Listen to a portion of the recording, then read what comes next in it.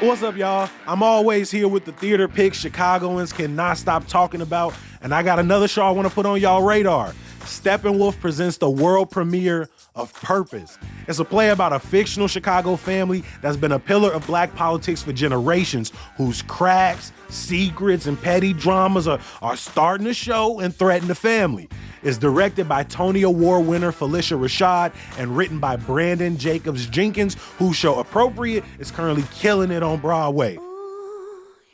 Purpose is funny and epic, and people loving it so much, the run was extended through April 28th. Luckily, tickets start at just $20 at steppenwolf.org. That's steppenwolf.org. Today on CityCast Chicago, a new report calls for increased 911 alternatives, how to avoid a street sweeping ticket, and the Chicago water taxi is back to daily service. But have you ever met someone who has actually ridden on it? Breaking it all down with me is producer Michelle Navarro. It's Tuesday, April 2nd. I'm Jacoby Cochran, and this is what Chicago's talking about.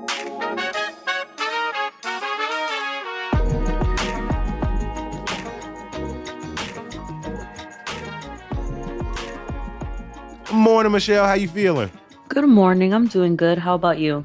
I am doing very well. I am not complaining after a long weekend of moving. I'm feeling a tad bit rejuvenated, but that might just be the exhaustion and sleep deprivation talking, if I'm being real. No, I mean, that's definitely part of the moving, but now it's the best part. Like, I just feel like unpacking and actually like settling in your space is the best part and the most rewarding. So, Yeah, and I'm big on some interior decorating, man. I've been on Pinterest, YouTube, Talk, everywhere I possibly can get inspiration from for the last few weeks. And so now, over the next however long, I'll kind of start that process. But I'm feeling good today. good. Good. I'm glad. Over the last few years, we have had a lot of conversations on the podcast about the effectiveness of 911 calls. And a new report found that most 911 calls Chicago residents made in the year 2022 were for car accidents, mental or physical health issues, or noise complaints, and not shots fired, abuse or assault or other violent occurrences, which if you watch most news nowadays, you would assume that makes up the majority of Chicago's 911 calls. Experts suggest the need for more alternative policing programs and more support to those that already exist to assist the needs in Chicago. Michelle, just how many calls did this report look through, and did they just come to this conclusion in Chicago? Yeah, so the report, which was called Alternatives to Policing: How U.S. Cities Are Advancing Community Safety by Taking a Multidisciplinary Approach, it looked at 4 million calls, 4 million 911 calls in the year 2022, like you said. Most of the calls studied were unrelated to urgent safety needs. 4% of the calls across the 8 cities which were studied, one being Chicago, were classified by the FBI as violent offenses slash gunshots. That's what we kind of think about when we think about violent offenses. So again, Right. that's only 4%. 36% of the calls, which is about 1.4 million of those calls, were focused on low level or health related incidents.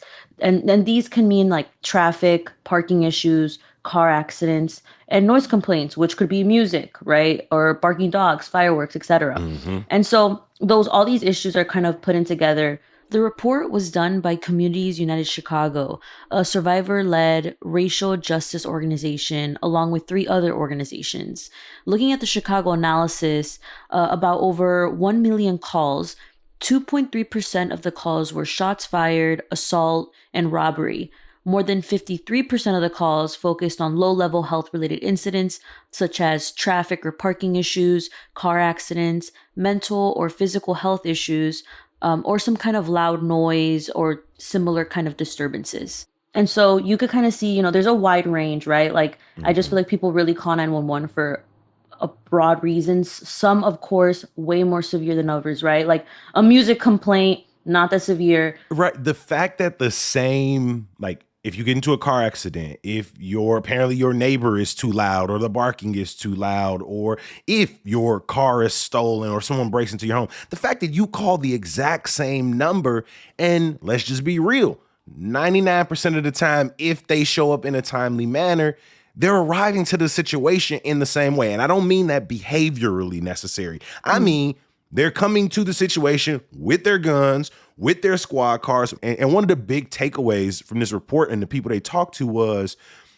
it is extremely overwhelming and alarming to call the police, for example, in one story, because your son is suffering from a moment of anxiety in which, they are, I believe they sort of showed up at the church where their mother was, and they were acting a bit erratic as they were trying to deal with their anxiety. And the mother called hoping that someone would come to help calm them down because they didn't want anything sort of worse to happen to their safety.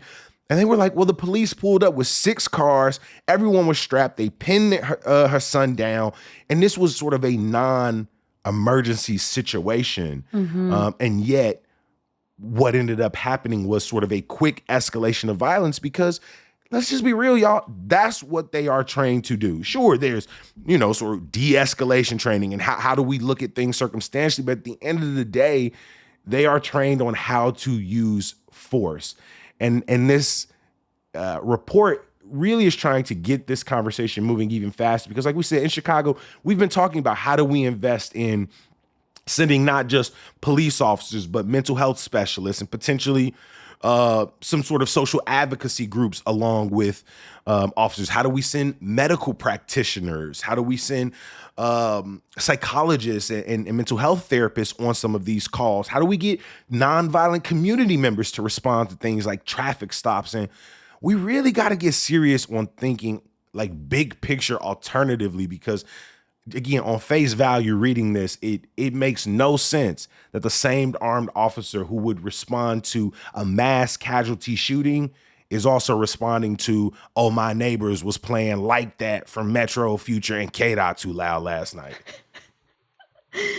Yeah, I mean, there's just like a spectrum of issues that require different levels of support, different levels of, like you mentioned, force. Some may not even need a speck of force at all. And according to the data in this report, more calls than not don't need that level of force or any force at all. Exactly. I think about the story you said about, we hear a lot about people who come across mental health issues, which sometimes their loved ones just want, to make sure that they're in control of the situation. And it's not fair for people to ask for help and then not get the help that they actually need and sometimes make the situations, more difficult. And, the report identified non-police emergency response teams, right? Like other ways, violence intervention programs, like you mentioned, community people that can come into the spot and kind of just like help aid the situation. And there is alternatives in Chicago, including the crisis assistance response and engagement, or CARE, a program that, helps behavioral health professionals respond to mental health crises.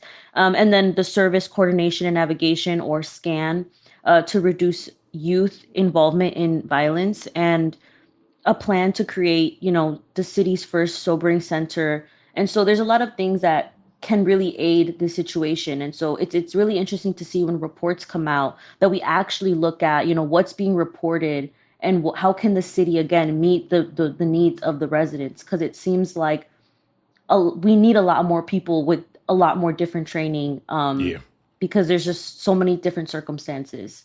And Mayor Brandon Johnson has spoke on wanting to invest in programs like CARE, wanting to beef up non-police alternatives. And we're really going to see how he can get that move through city council. How can he get that agenda picked up? Because we know there's a contingent of city council members who are not interested in, not to sound punny, but handcuffing the police, putting more restrictions, taking more power away from them. But even if you are sort of selling this to police as sort of in their interest, is this not in your interest to be doing less? You are doing more than you should be. Everyone agrees, including you, including the people who despise the institution.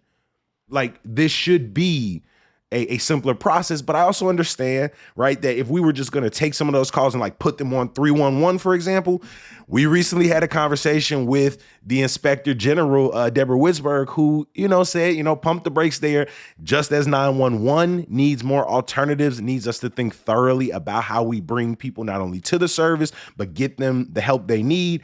We need to be doing the same thing with 311. So it's really important that Chicago looks at these helplines, these emergency lines, these informational lines, and find out where can we identify inefficiencies and clean those up.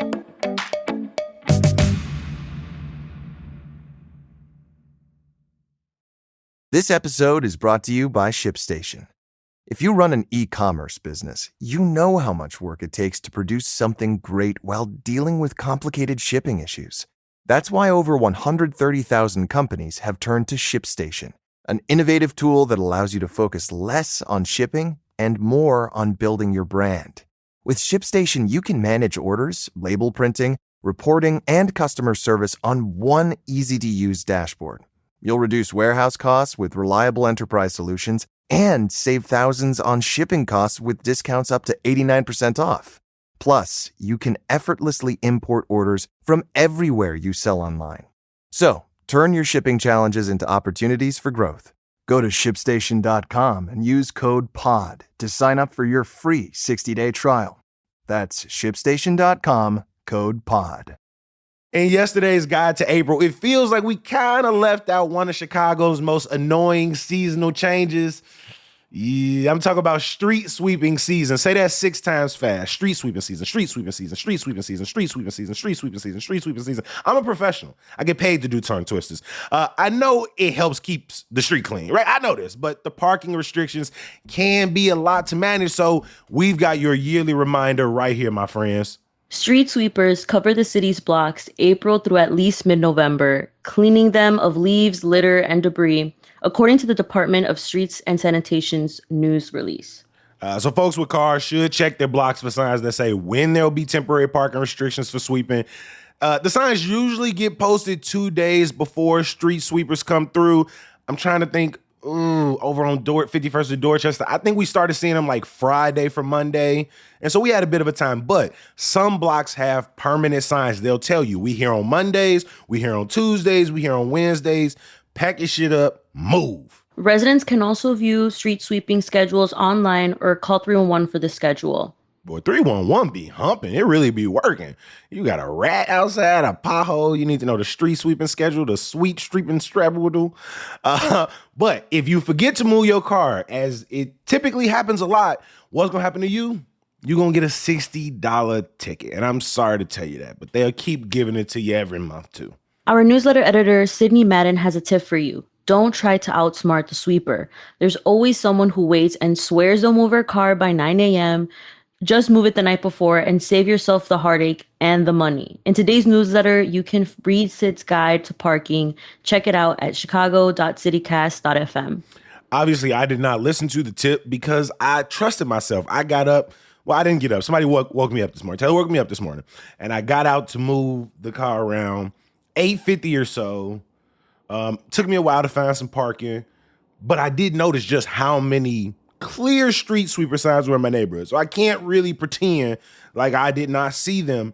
But by the time I went back out around 11 o'clock, tickets. They had already started getting people. They are not hesitating. They do not care. They want your $60.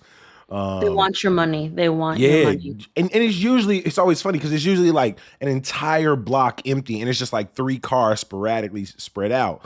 But maybe that's the cost of doing business for some folks. If they can afford it and they don't feel like moving their car, they're gonna eat the little $60. Not I. I ain't got it like that. No, we don't really drive much. I mean, I know I don't drive at all. I've had a car just for moving, and so I'm finna give it back. I don't want it no more. Yeah, it's just I feel like I've been able to get away with avoiding all parking, City of Chicago tickets, and I've always blamed my parents for like not pressuring me to drive more. But every time my dad says, "You don't know how much money I've saved you," and he's kind of. He kind of right. Like you can add up the ride shares and the public transit. Also what does it cost to be inconvenienced if you want to go to like the grocery store without waiting for nobody and just move the car? Like I can't really put a price tag on that, but most of the people I talk to who own a car are like, I don't use it enough, or the insurance is too much, or gas is crazy. City sticker, And registration. I drove for years in Chicago every single day, around Cook County, around Illinois for work. And the worst part about parking in Chicago is finding parking in Chicago. Right? It's not only finding it, but making sure, like right now on my block, G, you can't park there unless you got a permit. Even if you got a permit, you can't park there from 9 to 11 a.m. And then you also got the street sweeping going on, which means if you want to park on our street, you got to get up every day and move the car for 2 hours. Like that is just ridiculous to me. All of the signage, I know it's not just Chicago or anything like that, but the inconvenience, like unless I have a garage, a covered spot, a guaranteed spot, that extra bit of money on top just doesn't seem worth it to me. Like when you ask the people in your life who are always driving what they hate the most about it, what is their common answer? Yeah, it's always parking. Showing up to a place that you don't really, maybe it's new and you're like, okay, I gotta, spin the block a couple times to figure out where to park, or, or trying to keep up with the meter, or, whatever it is. It's like, that's something that I constantly hear, my friends who drive a lot always complain about. Even people who drive sometimes are like, should we just Uber? Because it's Like, not I don't want to move this. I don't want wanna to come back late and have to find another spot because I know it's going to be taken up. I had to go at least 5 blocks in every direction before I just settled on paying for parking this morning. So whether you are like me and you drive sometimes, you like Michelle, you don't really drive at all, or you drive every single day, we want to know what is the worst part about parking in Chicago. Let us know your thoughts at the link in the show notes. Speaking of transportation, if you don't want to drive, you got more options in Chicago, because this past weekend, the water taxi service began running every day for the first time since 2019. Now, for the immediate future, it's only going to be making 3 stops: the Ogilvy Transportation Center in Union Station, Streeterville, and Chinatown. Right now, no scheduled service to stops that are Chicago Avenue and Goose Island. You might remember those before the pandemic. Michelle, according to the folks over at the water taxi, how big of a deal is this? Yeah, so they're really trying to serve commuters and tourists this summer after previous years of kind of just catering to tourists, because they were struggling with such a low number of office commuters. As we all know, pandemic and post-pandemic, a lot of people have kind of not really been in the downtown office buildings as it once was, like, before the pandemic. And so because of that, they kind of canceled the daily service because they just felt like there was no need. But it was mostly just focused on weekend service. Still, again, of course, not at the same rate as it was, back in 2019. They're looking at, ahead. Of course, this summer we're going to have the NASCAR Chicago Street Race, the Democratic National Convention, and so they're looking for a potential boost in ridership from tourists. And tourism has seen to come back strong. According to Choose Chicago, the demand for hotel rooms have really boosted. It's almost reached like 91%. Again, looking at 2019 rates. There will also be rush hour service, which will focus on stops that serve the 2 metro hubs, the train stations, and between peak period services, which will run to Chinatown. The water taxi is also offering commuter passes and partnerships with downtown office buildings. And so if you're someone who, this looks like a good idea to take a water taxi to when you're making your office commute to the city or to downtown, you can definitely look into that. Yeah, see if your employer will pay for it. Right. And try to get subsidized tickets because, you could definitely save a couple of bucks. And so as of now, the regular scheduled service is to run until the end of November. So you got a long time to check out a water taxi if you're into that. One-way tickets are $6, which I was pleasantly surprised. I think that's very affordable for a one-way. And you get a little boat ride out of it, which is kind of cool. An all-day is $10, and a weekend pass is 25. And so there's definitely different options. I think it's such a cool alternative, to kind of, instead of like taking the CTA or taking a bus or a rideshare or just driving.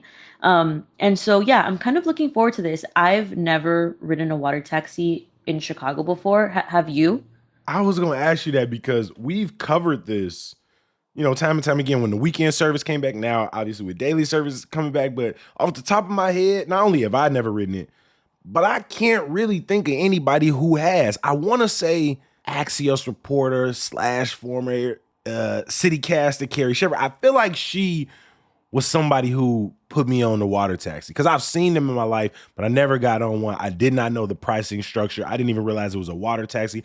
I thought it was just sort of like a taxi themed riverboat cruise, Right, like like a little tour. Right. Yeah, I didn't know it was Same. this practical. And so this might be the year that I get on one. I'm not too far from the Chinatown stop. And so this might be the year of the water taxi for me. What I'm also realizing is street sweeping season and water taxi season kind of got a bit of a overlap to them. And so, yeah, I like that. It's a nice alternative. Again, like if you're going into downtown, if you're going into I think specifically downtown, if you're going into downtown where parking can be a little like your options are very much move your car every 2 hours, or you're gonna have to pay $25 or more for day parking. It is a great alternative. I also don't know anybody who has taken a water taxi in the city. But it's something common in a lot of cities. Like in New York, people take the ferries very, very, very normal and very common to take a ferry. There is a culture of taking boats other places. I think we should definitely do that more because how